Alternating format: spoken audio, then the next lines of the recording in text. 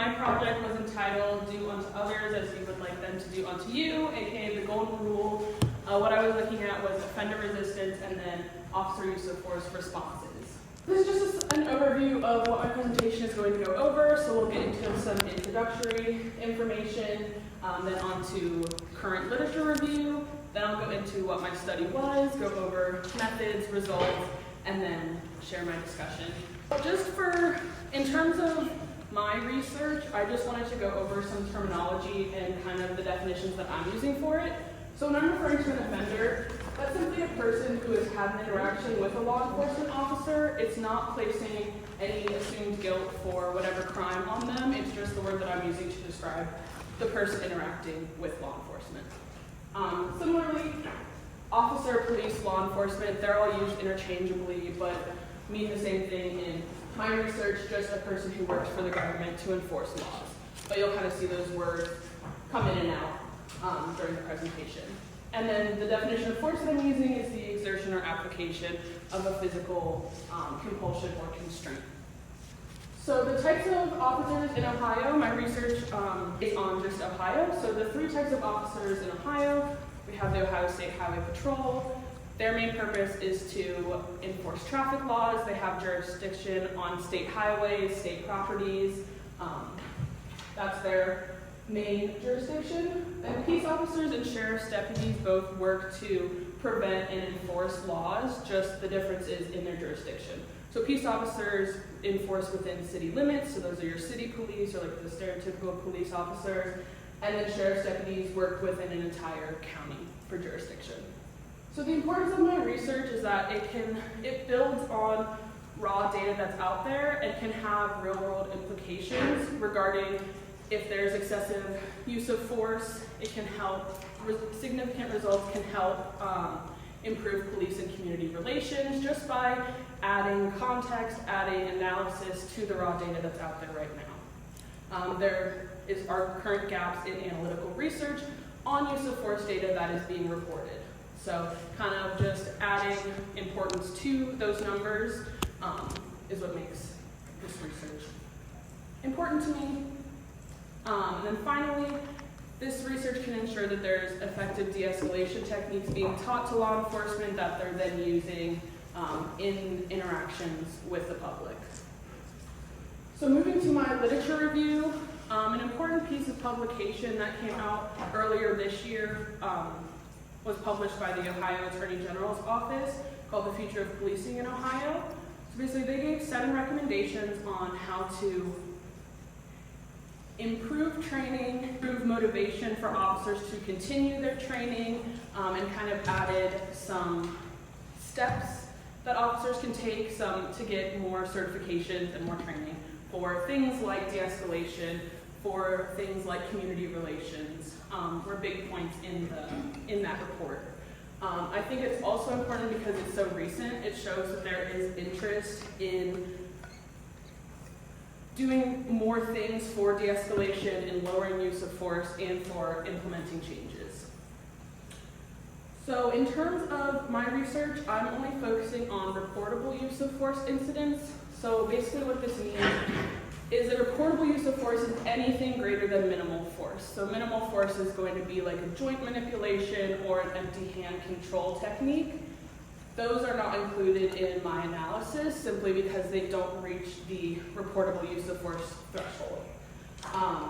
The Ohio Administrative Code also lays out that only enough force should be used to gain control of the situation, make sure that everybody's safe. Beyond that, there shouldn't be any more force than what's needed. So de-escalation training is a big part of my study. It's designed to teach officers techniques so that when they are in an interaction that turns dangerous or starts to get intense, they have the proper tools to make sure that everybody stays safe and to make sure that everything is taken care of. However, currently there's not a lot of evidence that the current de-escalation programs are effective at reducing the use of force. And then finally, I went into and added a little bit of public perception of policing, public perception of excessive use of force. The main themes in the research that I found was excessive use of force. racial bias and just police legitimacy overall. There have been a lot of recent media portrayals, and you really find that depending on who's doing the reporting of the story, it's either in complete support or undermining of law enforcement agencies in general. The media seems to take a side. Whichever side it is, they report what they want you to know instead of maybe what actually happened or all of the circumstances.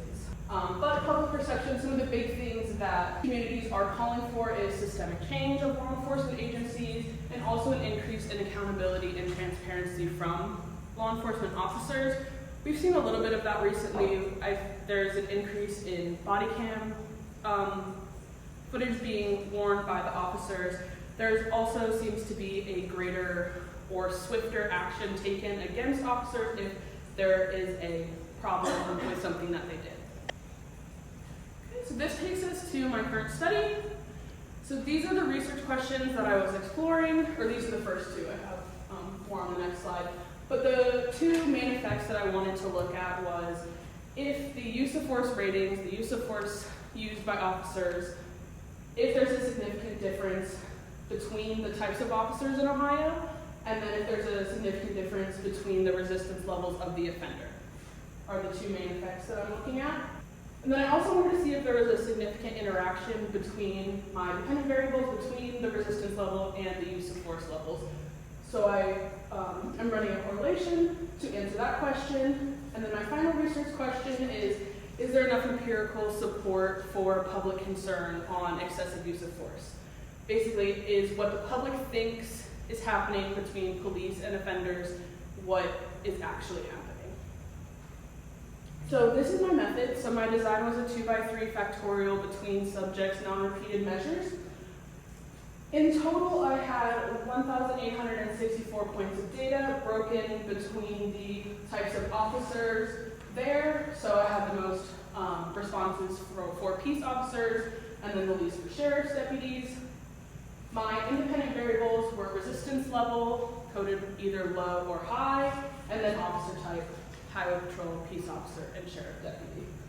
My dependent variables are the offender resistance level and then the officer use of force ratings. And all of my data came from the OCJS Ohio Incident-Based Reporting Service System.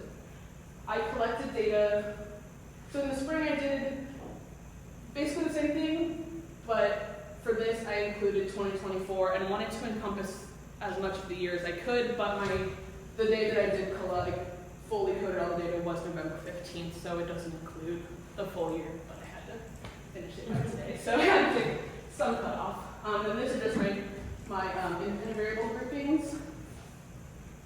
So for the rating of offender resistance, this is the kind of breakdown of how I did it. So anything that falls in sections, the green section was coded for low resistance. They really are just the more non-physical ways that offenders might try to escape custody or give resistance back to the officer. So those were all coded as low resistance, and then anything that was physical or used a weapon or a vehicle or firearm was rated as high resistance. And if the offender started with failing to comply with verbal commands, but then ended up kicking the officer, it was rated for high resistance. For my use of force, I have moderate was coded as a 1, high as 2. So these are the officers' responses to the offender resistance. The 1 was not included in my analysis, again, because it doesn't meet that reportable use of force threshold, but everything else was same as resistance. If the officer started with a chemical agent, but then ended up using a flashbang, it was coded as high use of force. Okay, moving into my results.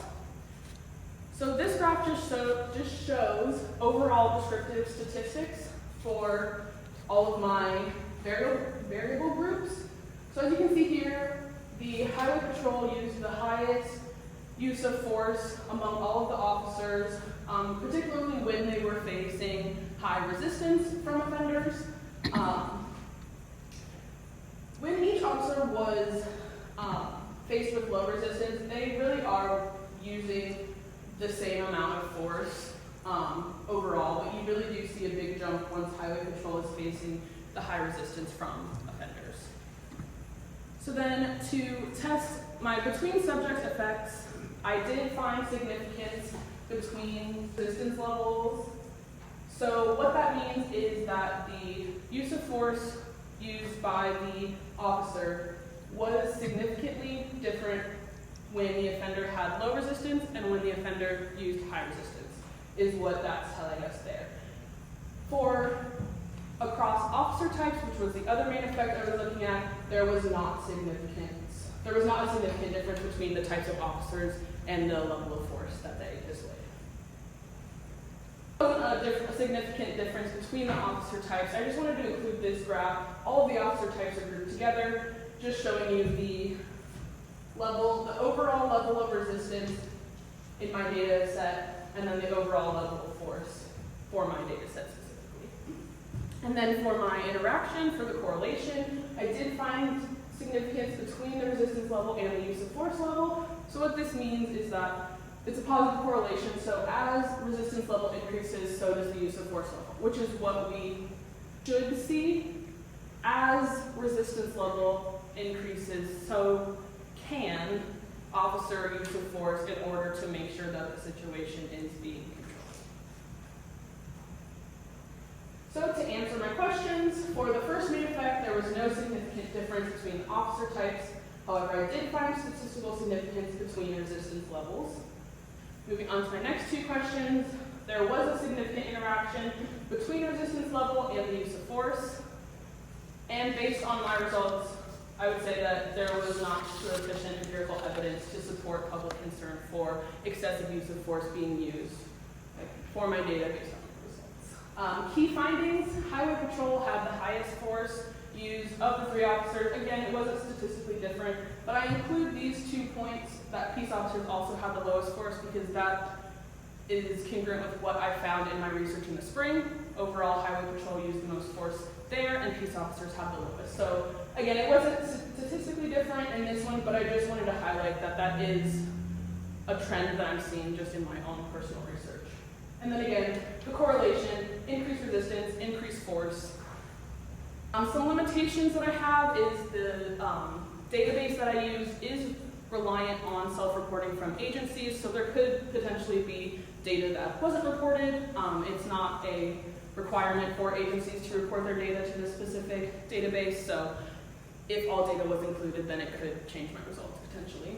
There are also other explanatory variables that were not included in my analysis that could also have some effects on my results.